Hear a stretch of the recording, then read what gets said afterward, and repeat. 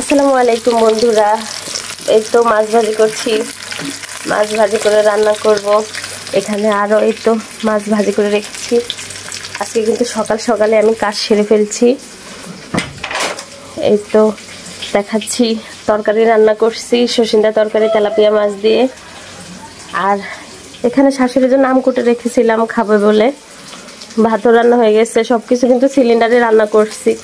সকাল সকাল ভোরে উঠে কেন জানি এখন রান্না করতে ভালো লাগে না। সারা রাত কারেন্টও থাকে না, যে গরম পড়ছে আজ কয়দিন যাবত। তো আর এই তো বাহিরে দেখাই,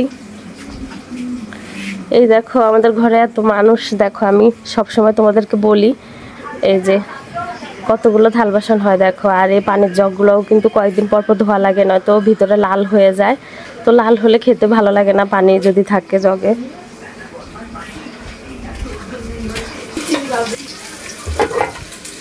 এখানে শাশুড়ির জন্য গতকাল একটু বিরিয়ানি রাখছিলাম, সবাই খাওয়ার পরে ছিল, উনি বলছিল খাবে।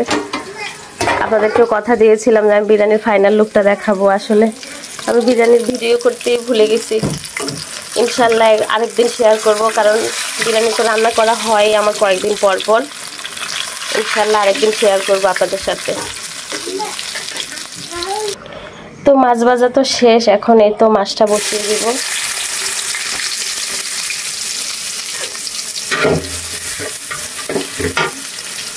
এই যে আমার শাশুড়ির জন্য বিরিয়ানিগুলো গরম করে নিচ্ছি, এখন শাশুড়িকে দিতে যাব খাওয়ার জন্য। এদিকে মাছটা যে বসাইছিলাম, মাছটা এই তো কষানো হয়ে গেছে।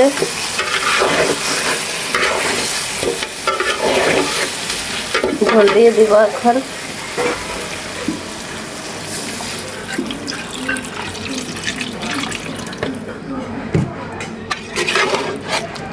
তেলাপিয়া মাছ কিন্তু সবাই খেতে পছন্দ করে, ঘরের সবাই। আর মাছগুলো একদম তাজা মাছ, গতকাল নিয়ে দিয়েছিল বাজার থেকে। তো এই তো মাছগুলো হতে থাক। ফাইনালি বন্ধুরা, এই তো আমার মাছের তরকারিটা হয়ে গেছে। আর এখানে বিলাতি ধনিয়া পাতাও ছিটিয়ে দিয়েছি আমি।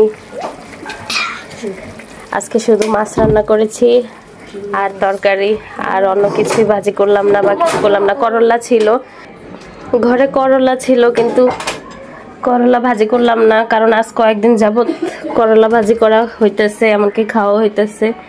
তো যাক, রান্না বান্না সব কমপ্লিট বন্ধুরা। আমার খুব ক্ষুধা পেয়েছে, তো এই তো দোকান থেকে দুটো সিঙ্গারা আনছি খাওয়ার জন্য। এখন বসে বসে সিঙ্গারা খাবো, এখনো অনেক কাজ আছে। তো সবাই ভালো থাকো।